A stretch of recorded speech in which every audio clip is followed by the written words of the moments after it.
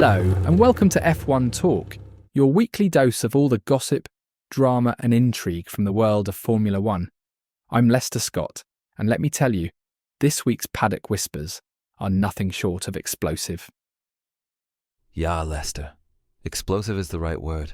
From driver rebellions to conspiracy theories, it seems like F1 is starting 2025 with more drama than the Monaco chicane.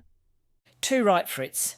And hey everyone, I'm Paige Fielding, here to keep these two in check while we unpack the wildest rumours and controversies. Buckle up, folks. It's going to be a bumpy ride. All right, first up, the FIA's shiny new misconduct rules. Apparently, drivers can now face fines, race bans, and even championship point deductions for swearing or criticising the governing body. Paige, what's your take on this? Honestly, Lester, it's ridiculous. F1 drivers are fiery competitors. It's part of what makes the sport so electric. Policing their language? That's like telling Daniel Ricciardo not to smile. Just impossible. Exactly. And you know, there are already reports that the GPDA, the Grand Prix Drivers Association, is planning a secret meeting to discuss this.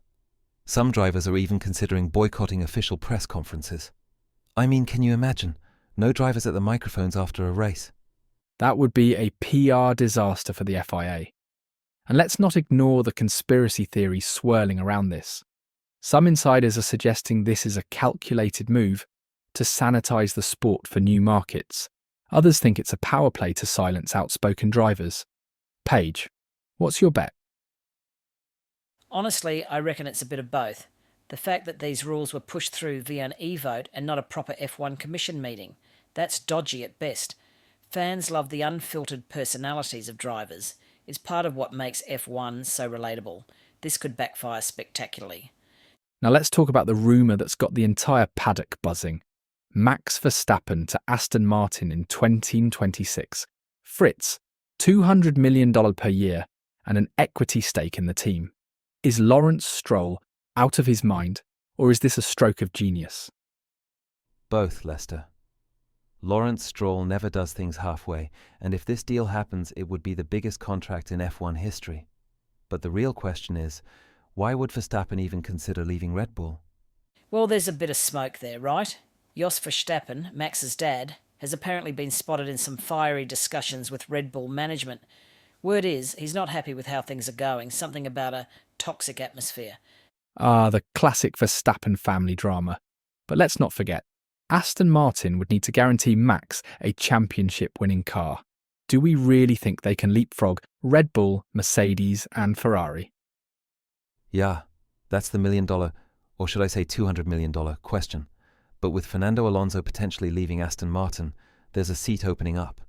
And if anyone can take risks like this, it's Stroll. Here's my hot take.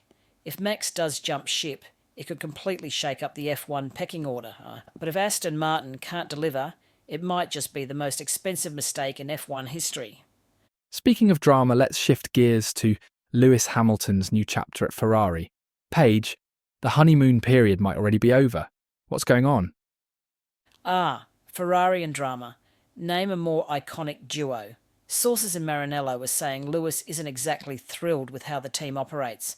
Apparently, there are tensions about strategy and car development already, and the season hasn't even started yet. Ferrari is like a beautiful but complicated opera, yeah? It's legendary, but it comes with a lot of chaos. Lewis knew what he was signing up for, but maybe the reality is hitting harder than expected. Here's the thing. Lewis is used to a well-oiled machine at Mercedes. Ferrari? Not so much. Paige, do you think this could turn into a nightmare scenario for the 7-time champ? Look, it's early days, but if Ferrari doesn't give him a car that's capable of winning, I think we'll see the frustration boil over. Lewis isn't going to stick around for mediocrity. Now, let's talk about McLaren. Rumour has it their brave risks for 2025 are causing some serious internal friction. Fritz, what do we know? Well, Lester, it seems like McLaren is going all in on some aggressive development strategies, but not everyone in the team is on board. Some fear it could undo the progress they've made in recent years. And let's not forget the Lando Norris versus Oscar Piastri dynamic. There's chatter that their battle for team supremacy is adding to the tension. What do you reckon, Lester? Could McLaren implode before the season even starts? Possibly. Lando's been the golden boy for years, and now Piastri's stepping in as a serious contender. If McLaren doesn't manage this rivalry carefully, it could spell trouble for the whole team. Yeah, and in F1, internal politics can be just as destructive as a bad car. McLaren has to tread carefully.